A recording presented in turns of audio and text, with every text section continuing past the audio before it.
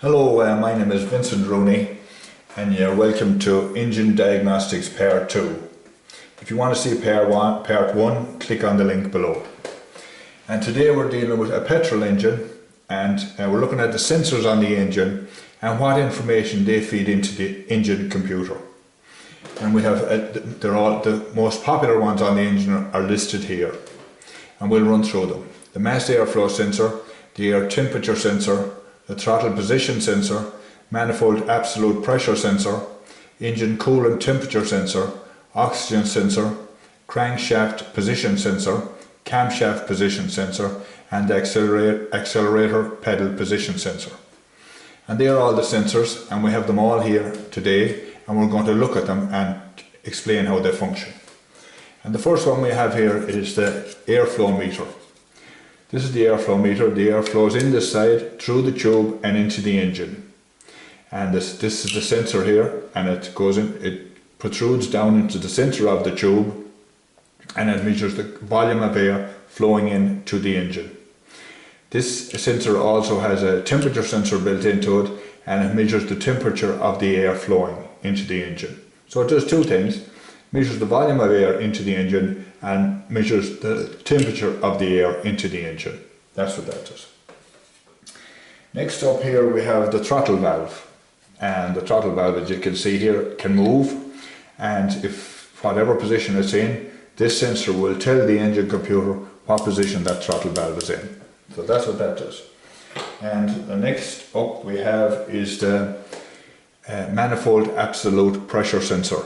And this sensor is screwed into the inlet manifold, and it tells the computer what pressure is in the inlet manifold. That's what that does. Next up we have the temperature sensor, and this is normally screwed into the block. This piece goes into the coolant, and this sensor tells the computer what temperature the engine is at. That's what that is.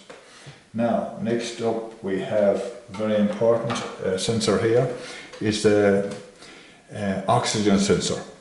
This screws into the exhaust, and this here comes in contact with the exhaust gases, and this sensor is able to tell the computer how much oxygen is in the exhaust gases.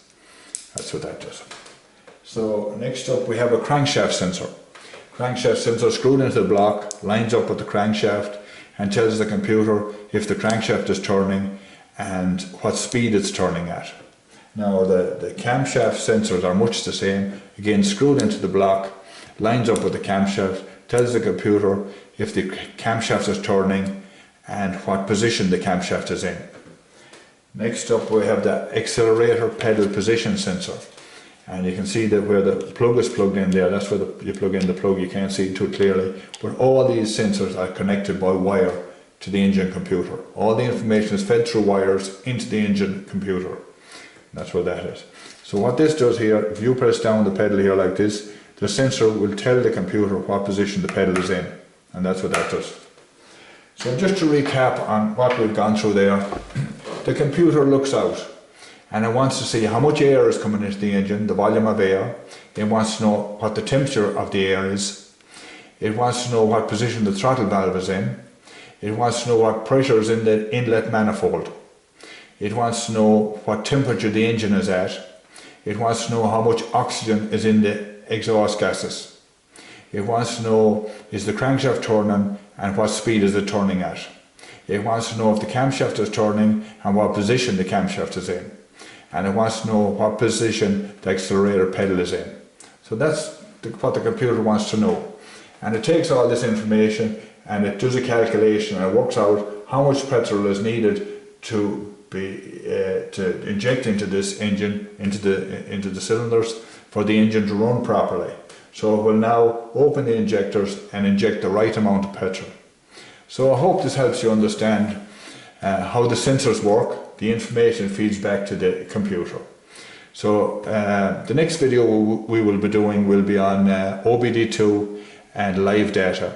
So I hope this helps you. Thank you for looking in.